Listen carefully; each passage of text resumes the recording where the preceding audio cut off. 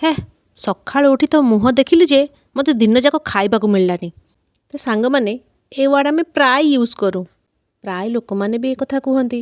ତ ଏ କଥାରେ କେତେ ଦୂର ସତ୍ୟତା ଅଛି, ଚାଲନ୍ତୁ ଏ ବିଷୟରେ ଗୋଟେ ଗପଟି ଶୁଣିବା। ତ ଥରେ ଗୋଟେ ରାଜ୍ୟରେ ଜଣେ ସାଧାରଣ ବ୍ୟକ୍ତି ବାସ କରୁଥିଲେ। ସେ କୌଣସି ଅପରାଧ କରିନଥିଲେ କିମ୍ବା କେବେ କାହାକୁ କ୍ଷତି କରିନଥିଲେ, କିନ୍ତୁ ଦୁର୍ଭାଗ୍ୟବଶତଃ ଜଣାପଡ଼ିଲା ଯେ ତାଙ୍କର ମୁହଁ ଦୁର୍ଭାଗ୍ୟପୂର୍ଣ୍ଣ ଥିଲା। ଲୋକମାନେ ବିଶ୍ୱାସ କରୁଥିଲେ ଯେ ତାଙ୍କୁ ଦେଖିବା ଦ୍ୱାରା ସେମାନଙ୍କର ଦିନ ନଷ୍ଟ ହୋଇଯିବ, ସେମାନଙ୍କ କାମରେ ବାଧା ସୃଷ୍ଟି ହେବ ଏବଂ ଦୁର୍ଭାଗ୍ୟ ଆସିବ। ସତ୍ୟ ନ ଜାଣି ତଦନ୍ତ ନ କରି ଲୋକମାନେ ତାଙ୍କୁ ଦୋଷ ଦେଲେ। ଧୀରେ ଧୀରେ ଏହି ଖବର ରାଜାଙ୍କ ପାଖରେ ପହଞ୍ଚିଲା। ଜନସାଧାରଣଙ୍କ ଅଭିଯୋଗ ଶୁଣି ରାଜା ନିଷ୍ପତ୍ତି ନେଲେ ଯେ ଅନ୍ଧବିଶ୍ୱାସ ଉପରେ ଆଧାରିତ କାହାକୁ ଦୋଷ ଦେବା ଭୁଲ। ସେ ପ୍ରଥମେ ନିଜେ ସତ୍ୟ ଖୋଜିବା ଉଚିତ। ରାଜା ସେହି ବ୍ୟକ୍ତିଙ୍କୁ ରାଜପ୍ରାସାଦକୁ ଡକାଇ ସେଠାରେ କିଛି ଦିନ ରହିବାକୁ ନିର୍ଦ୍ଦେଶ ଦେଲେ। ଗୋଟିଏ ଦିନ ରାଜା ସକାଳେ ନିଜେ ସେହି ଲୋକଟିର ମୁହଁ ଦେଖିବାକୁ ନିଷ୍ପତ୍ତି ନେଲେ। ତାପରେ ସେହି ସକାଳେ କୌଣସି କାରଣରୁ ରାଜା ଅତ୍ୟନ୍ତ ବ୍ୟସ୍ତ ହୋଇଗଲେ ଏବଂ ଖାଦ୍ୟ ଖାଇପାରିଲେ ନାହିଁ। ସନ୍ଧ୍ୟା ସୁଦ୍ଧା ରାଜା ସିଦ୍ଧାନ୍ତ ନେଲେ ଯେ ସେହି ଲୋକଟିର ମୁହଁ ପ୍ରକୃତରେ ଅଶୁଭ।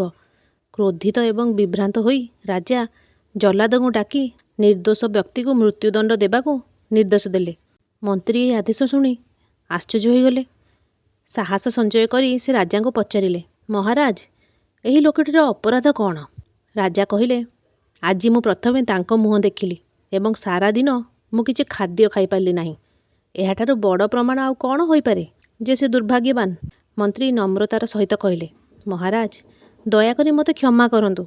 ଏହି ବ୍ୟକ୍ତି ଆଜି ସକାଳେ ପ୍ରଥମେ ଆପଣଙ୍କ ମୁହଁ ମଧ୍ୟ ଦେଖିଥିଲେ।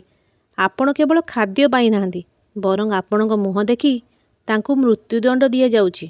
ଏବେ ଆପଣ ନିଷ୍ପତ୍ତି ନିଅନ୍ତୁ, କିଏ ଦୁର୍ଭାଗ୍ୟବାନ? ଏହା ଶୁଣି ରାଜା ଆଶ୍ଚର୍ଯ୍ୟ ହୋଇଗଲେ। ସେ କେବେ ଏପରି ଭାବିନଥିଲେ। ମନ୍ତ୍ରୀ ଆହୁରି କହିଲେ, ରାଜା, କାହାର ମୁହଁ ଦୁର୍ଭାଗ୍ୟ ନୁହେଁ, ଏହା ଭଗବାନଙ୍କ ଦାନ। ଯାହା ଦୁର୍ଭାଗ୍ୟ ତାହା ହେଉଛି ଆମର ଚିନ୍ତାଧାରା, ଆମର ଦୃଷ୍ଟିକୋଣ ଏବଂ ଆମର ପୂର୍ବାଗ୍ରହ। ରାଜା ତାଙ୍କ ଭୁଲ ବୁଝିପାରିଲେ। ସେ ତୁରନ୍ତ ସେହି ବ୍ୟକ୍ତିଙ୍କୁ ମୁକ୍ତ କରିଦେଲେ ଏବଂ ଜନସାଧାରଣଙ୍କୁ ବୁଝାଇଲେ ଯେ ତଦନ୍ତ ଏବଂ ଆତ୍ମପ୍ରତିଫଳନ ବିନା କାହାକୁ ଦୋଷ ଦେବା ସବୁଠାରୁ ବଡ଼ ଅନ୍ୟାୟ।